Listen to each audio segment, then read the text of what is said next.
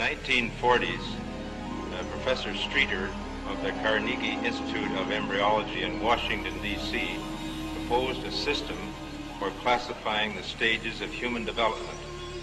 His system arranged human embryos in 23 numbered stages based on their differences in appearance.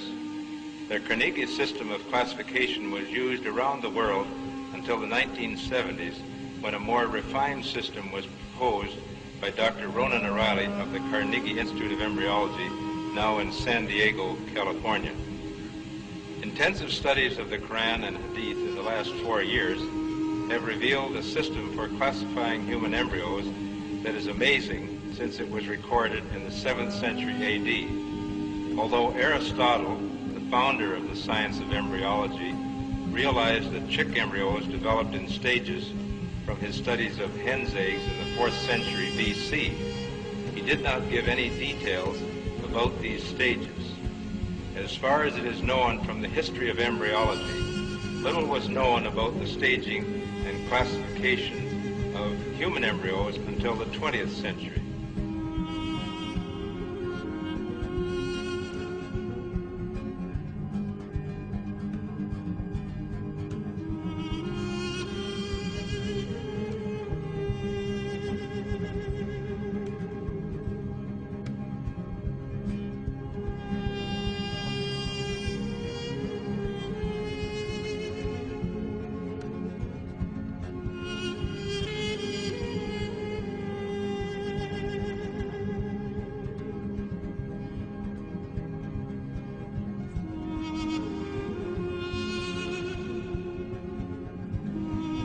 First stage is Adaph, and you'll have to apologize my pronunciation. This is from Surah Tariq 6. He is created from a drop emitted. This Arabic term refers to the forceful emission of fluids which occurs during ejaculation in the male and ovulation in the female. The male secretions, called semen, contain the spermatozoa, and the female secretions, called follicular fluid, contain the ovum. This is the stage of fertilization and the nutfa, and after this is what we call the zygote, referred to in the Quran as the nutfa, and the nutfa undergoes division, which we call cleavage, as it passes down the uterine tube. So these are the stages of the nutfa here as it undergoes cell division. For this reason, the descriptions of the human embryo in the Quran cannot be based on scientific knowledge in the 7th century. The only reasonable conclusion is that these descriptions were revealed to Muhammad from God.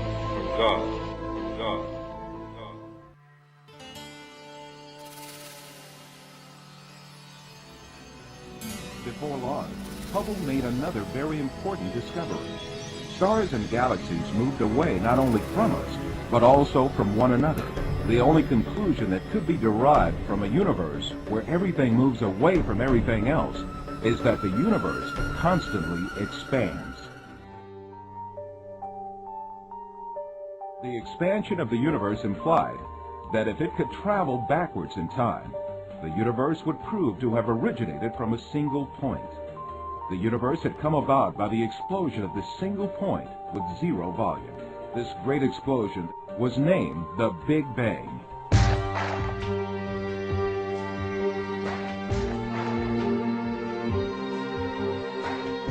This information is given in a nutshell in the glorious Quran in Surah Anbiya, chapter 21, verse number 30, which says, "Do not the unbelievers see," a very interesting beginning, "do not the unbelievers see that the heavens and the earth were joined together as one unit of creation before we cleaved them asunder."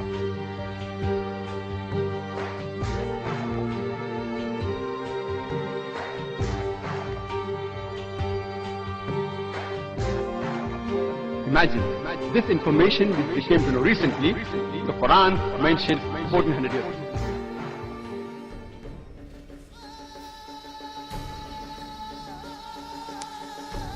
sequence begins with the numbers 1, 1, 2, 3, 5, 8, 13, 21, 34, and continues indefinitely.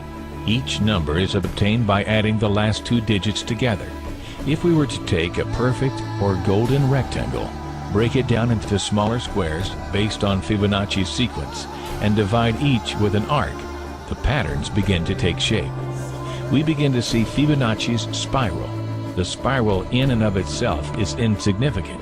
Its importance is revealed in where we find it.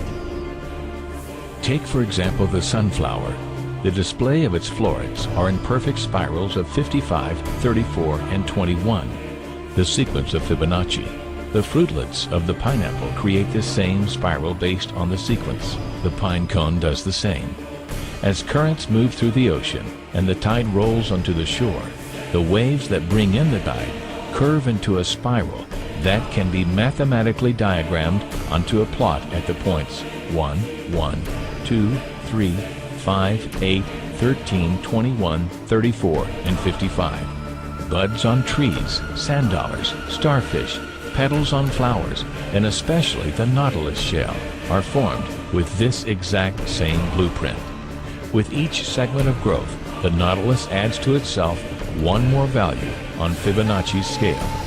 This blueprint can be seen around us on a small scale every day, but the greatest example of all is directly above our heads.